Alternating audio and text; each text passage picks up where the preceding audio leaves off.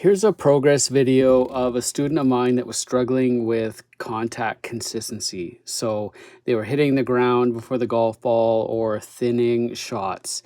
And so basically low point control was a bit of a struggle.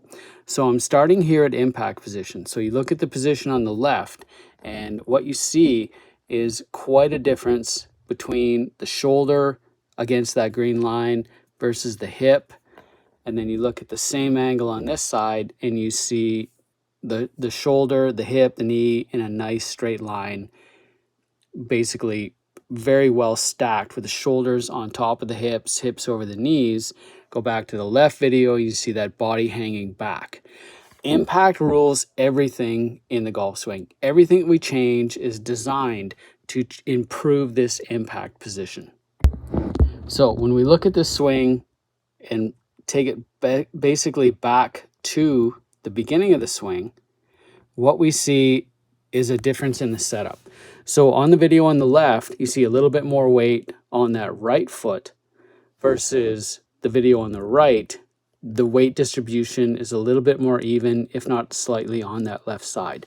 The effect of that change, here you see I'm going to draw a couple lines here and here, and watch how that weight distribution affects the backswing. So we go to the P3 position here, you start to see a little bit of a lateral slide on the left video, more of a centered pivot on the right video.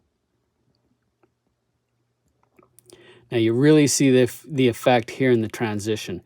The video on the left, very much staying with that weight on the right foot, whereas the video on the right, that weight's shifting into the left side. And then we get into the P6 position here. And this is really important because you start to see the difference between not only is the left side of the body on the left video hanging back here compared to here, but look at the club position. So the hands start to release that leg angle because the body's not in a correct position. That's the only way to get the club to the ball.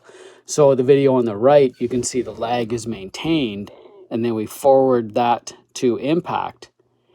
And the big difference here is that on the left, that the club head has passed the hands.